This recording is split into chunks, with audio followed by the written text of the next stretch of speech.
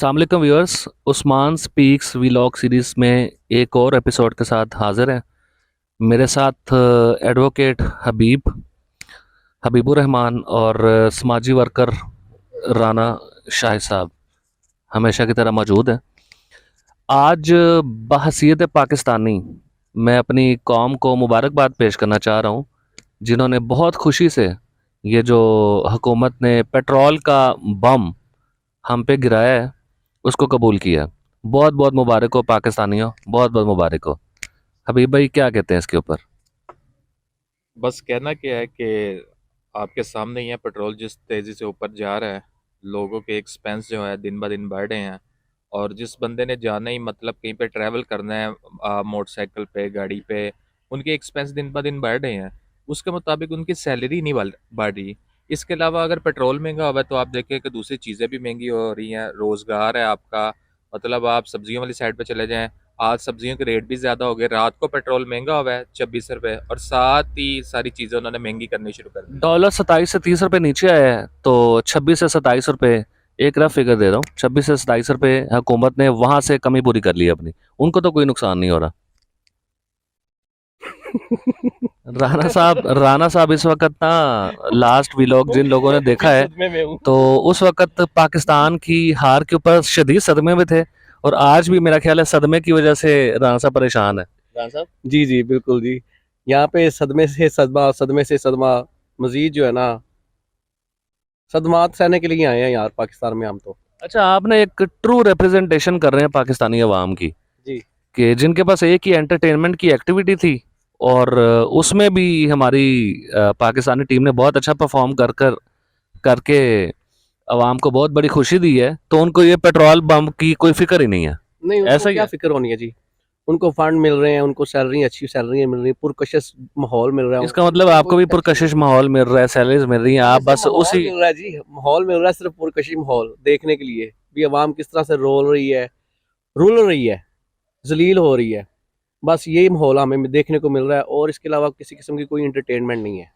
चलें व्यूअर्स, मैं एक बात करना चाह रहा हूँ कि जैसा कि आप जानते ही हैं मेरे बारे में, लेकिन थोड़ा सा आपको मैं बताता चलूँ कि मैं एक छोटा सा बिजनेस कर रहा हूँ, और उस बिजनेस के सिलसिले में मुझे डेली कसूर से लाहौर और लाहौर से कसूर वापस शाम को ट्रैवल करना पड़ता है। जब पेट्रोल 150 रुपये था, आई गेस पीटीआई की हुकूमत थी, उस वक्त जो डेली एक्सपेंस आ रहा था कोई 1000, 1200, 1400 रुपया डेली का जो पेट्रोल का एक्सपेंस आ रहा था।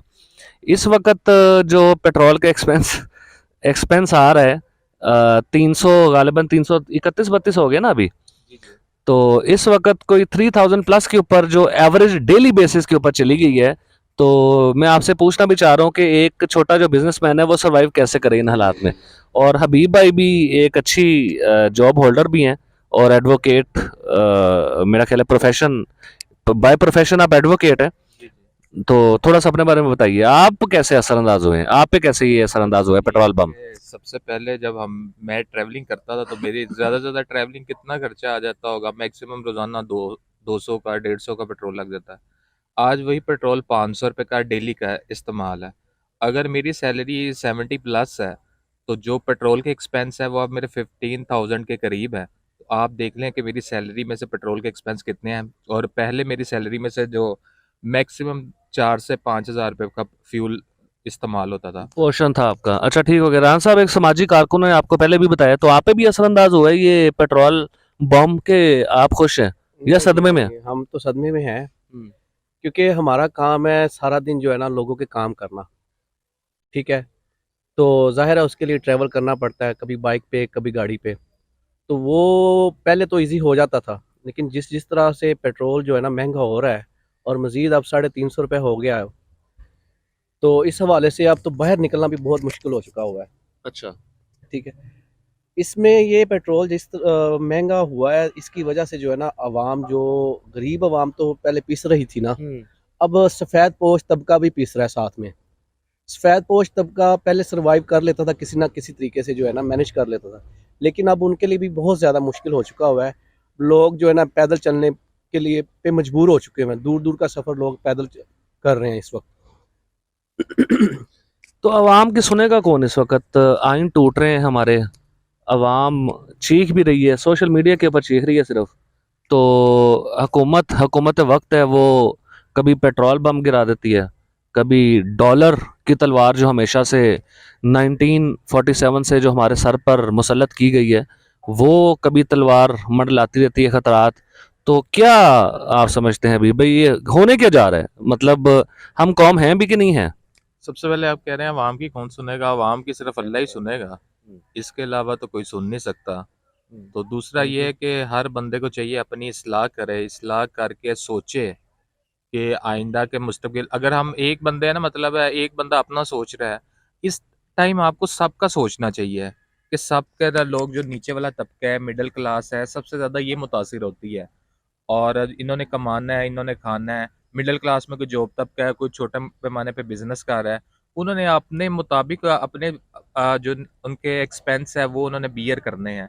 अगर आप मिसाल के तौर पे एक छोटा सा घर ले लें, अब छोटे से घर वाले भी जो बंदे हैं जिनके दो चार अफराद है, दो बच्चे हैं, एक मियाँ बीवी है, उनका एटलीस्ट इस टाइम 50 से आप पे मेरे नज़दीक जो उनका ना एक्सपेंस है। 50,000 एक हाँ आम हाउस होल्ड, जो एक आम घर है, उसका एक्सपेंस जो है। अच्छा, 70% से ऊपर पहले ही हम गुर्बत में जी रहे हैं, पाकिस्तान में 70% से ऊपर पहले ही गुर्बत है। उनका तो अल्लाह ही मालिक है ना, और तो कोई सोचने वाला है ही नहीं है। ये बात गलत होगी कि हुकूमत सोच रही है या हुक्मरान सोच रहे हैं, वो तो अपना अपना सोच रहे हैं। हम जब से भी बड़े हुए हैं, तो तब से हम यही सुन रहे हैं जो अगली हुकूमत आएगी हालात बेहतर हो जाएंगे, अगली हुकूमत आएगी हालात बेहतर हो जाएंगे। लेकिन ऐसा हमें दिखाई नहीं दे रहा कि अगली हुकूमत आएगी हालात बेहतर हो जाएंगे। मेरे नज़दीक मेरी सबसे बड़ी गलती यही है कि जब मैं इंटरमीडिएट मैंने कर लिया था, मुझे चाहिए था कि मैं कुछ पैसे इकट्ठे करके तो मुझे बाहर चले जाना चाहिए था, क्योंकि इधर आपके पास जितने भी पैसे होंगे, आपके एक्सपेंस दिन ब दिन बढ़ते जा रहे हैं। तो वो आपकी अगर सैलरी उतनी है तो आप एक्सपेंस ज़रूरत से ज़्यादा किस तरह करेंगे? या तो कहीं से उधार लेंगे, या कुछ और आपको तरीक़ेकार इस्तेमाल करना पड़ेगा। जो आम शरीफ अगर आने से ताल्लुक़ रखते हैं, वो फिर अपनी ज़िंदगी को ज़रा कवर अप करके गुज़ार रहे हैं। इसके अलावा वो क्या कर सकते हैं? ब्रेन ड्रेन, जो यंगस्टर्स हैं, जो पाकिस्तान की यूथ है, वो देखें क्या सोच रहे हैं। वो ये सोच रहे हैं कि अच्छा होता कि हम अपनी थोड़ी सी पढ़ाई मुकम्मल करके बेसिक बाहर पढ़ते भी, और जाके बाहर ही अपने सेटल होके तो कमाई करते, यहाँ पे डॉलर भेजते। ऐसा ही है बिल्कुल ऐसे ही। राना साहब? जी, बिल्कुल ऐसा ही है। नहीं, आपने तो नहीं कहा कि मैं जाऊंगा, आप अपने सदमे से बाहर निकलें लेकिन इसका और थोड़ा सा व्यूज़ दें अपने। बाहर जाने का हल ये तो नहीं कि हर बंदा बाहर जा सकता है, ठीक है? मैं अब ये कहूँगा कि लोग पढ़ते हैं ना, उनको सिर्फ़ और सिर्फ़ बच्चों को जो है ना मैट्रिक करवानी चाहिए, उसके बाद उनको कोई हुनर सिखाएँ, ताकि वो अपना रोज़ी-रोटी कमा सके किसी न किसी हुनर के ज़रिए। अच्छा राना साहब, आपकी बात से मैं टू सम एक्सटेंट एग्री करूंगा भी, और कुछ टू सम एक्सटेंट एग्री नहीं भी करूंगा, क्योंकि पाकिस्तान का जो बेसिक तालीमी निज़ाम है ना, जो एजुकेशन सिस्टम है पाकिस्तान का, वो सबसे पहले तो ये किताबों पे मुश्तमिल होना नहीं चाहिए।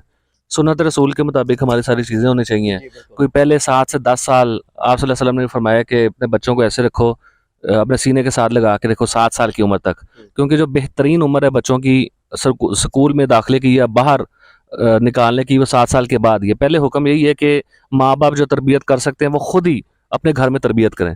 तो यहाँ पे तो बेसिकली कुरान पाक की तालीमात होनी चाहिए ना। ये बीए करके एडवोकेट बन जाना, या इंजीनियरिंग करके, बिजनेस पढ़ के, डबल स्पेशलाइजेशंस करके बिजनेसमैन बन जाना, तो ये तो हमारा एम नहीं होना चाहिए था। ये तो रिजल्ट तो अल्लाह ताला की ज़ात ने देना ही देना है। बिल्कुल ऐसे ही है। लेकिन फिर दोबारा टॉपिक पे आते हैं। पेट्रोल जो बढ़ा है, किस तरफ जा रहे हैं जी? मुल्की हालात कोई नोटिस नहीं ले रहा। बहसीयत कौम, वो तो हम कौम है ही नहीं है। बहसीयत हजूम, कोई हमारा फर्ज है? मैं फिर सदमे में हूँ। राना साहब सदमे में है, आप बताएं जी। दरअसल इधर अवाम जो है ना, सबसे बड़ी ताकत जो है जमहूरियत के अंदर, वो अवाम है। अगर अवाम को पता चल जाए कि उनके राइट्स क्या हैं। अच्छा, अवाम को इस वक्त पता भी है उनके राइट्स क्या हैं, अवाम को पता भी है कि डॉलर कहाँ आ रहे हैं, कहाँ स्टोर की कहाँ रखे जा रहे हैं, अवाम को ये भी पता है कि ज़ख़ीरा अंदोज़ी हो रही है, अवाम को ये भी पता है कि सियासतदानों ने चोरियाँ की हुई हैं, पकड़ने वाला कोई नहीं है। यहाँ पे ना निज़ाम कोई नहीं है, इसके ऊपर डिस्कशन अभी बनती नहीं है हमारी। यहाँ पे निज़ाम होता, कल्परेट्स के गलों में फंदे पड़ते, तो फिर ये हालात ना होते। अवाम का ही कसूर है, हमारा ही बेसिकली कसूर है ये सब। ऐसे ही है। आप देखिए, आप जो स्टॉक करते हैं वो हमारे में से ही लोग हैं ना। जो चीज़ जब महंगी होने लगी है, वो चीज़ को स्टॉक कर लेते हैं। आप इतना मुनाफा उनके पास होता है, वो फिर चाहते हैं कि एक पैसे का जो लालच है ना, वो नहीं हमारे लोगों में से खत्म हो रहा। पेट्रोल पंप्स वाले हैं, जैसे उन्हें इत्तला मिलती है पेट्रोल महंगा होने लगा, वो पेट्रोल शॉर्ट कर देते हैं लोग, लेकिन ये चीज़ को समझ नहीं रहे। ये पेट्रोल पंप वाले भी जो लोग हैं, इन्हें भी चाहिए कि आप मुनाफा कमाएं, लेकिन एक जायज़ मुनाफा कमाएं। अगर जायज़ मुनाफा कमाएंगे तो उसमें ही बरकत है। अच्छा, मैं फिर डिसएग्री करूंगा आपकी बात पे। जिनके पास पैसा है, मतलब जो बड़ा बिजनेसमैन है, पेट्रोल पंप्स लगाए हुए हैं, जिन्होंने जखीरा अंदोजी की हुई है, जो पैसे से पैसा कमा रहे हैं। आजकल पाकिस्तान में पैसे से पैसा ही कमाया जाता है। आम तो क्रिएटिविटी तो उभर के आती नहीं कि क्रिएटिविटी करके तो वो पैसा कमा लेगा, नहीं होगा ऐसे। अच्छा, यहाँ पे भी मेरा इख्तलाफ आपसे ये है कि एक आम रेडी वाले को अगर आप देख लेना, जहाँ पे उसकी जुगाड़ लगती है ना, वो वहाँ पे भी लगा लेता है। प्राइस कंट्रोल की आप बात कर रहे हैं, जखीरा अंदोजी ना करें, ये ना करें, डबल मुनाफे की बात करें तो वो भी उतना ही कमा रहा है कि वो भी अवाम को कह लें कि चूना लगाने के मुतरादिफ है। वो भी जायज़ मुनाफा नहीं कमा रहे, तो पहले अपने आप को तो सीधा कर लें आप। एक रेडी वाले को तो सीधा कर लें आप, एक दुकानदार को तो सीधा कर लें, फिर आप इन बिजनेसमैनों को भी सीधा कर लें। जब तक खुद नहीं सही होते, दूसरों से एक्सपेक्ट कैसे करेंगे हम? ऐसे ही हर चीज़ का एक सिस्टम है। अगर हर चीज़ सिस्टम के थ्रू जारी होगी, मतलब आपके पास कोई भी सब्ज़ी है या कोई भी फ्रूट्स हैं, उसके रेट बाकायदा मेंशन किए जाएँ, आवाम तक इस चीज़ के आगाही मुहिम चलाई जाए कि इसके ये रेट्स हैं, जो इस रेट से ज़्यादा चीज़ बेचेगा, उसकी कंप्लेन करें, उसके खिलाफ वो एफआईआर करते हैं या उसे ये चला। आइडियल निज़ाम की बात कर रहे हैं, ये मेरा ख्याल पाकिस्तान में पॉसिबल नहीं है इस वक्त, और हर व्यूवर्स चीज़ भी पॉसिबल है। कोई कुछ पॉसिबल नहीं है पाकिस्तान में इस वक्त। व्यूवर्स भी इस बात से इख्तलाफ नहीं करेंगे कि इस निज़ाम के अंदर कोई बेहतरी नहीं हो सकती जब तक ये निज़ाम कायम है। अच्छा, क्लोजिंग स्टेटमेंट की तरफ आते हैं। व्लॉग थोड़ा सा बेहतर हो रहा है। हमारा टॉपिक ये था कि पेट्रोल बढ़ रहा है, बढ़ गया है, हम सरवाइव कैसे करें? तो ये आप ही पे छोड़ देते हैं। एक छोटा सा बिजनेसमैन, एक छोटा सा प्रैक्टिस करने वाला, और एक समाजी कारकुन, ये सरवाइव कैसे करेंगे? आप कमेंट्स में अगर आप हमें थोड़े से मशवरे दे देंगे, या कमेंट्स में अपना थोड़ा सा हमें आप गाइड कर देंगे, तो will be grateful to you. तो अगले व्लॉग तक के लिए इजाज़त दीजिए। अल्लाह हाफिज़।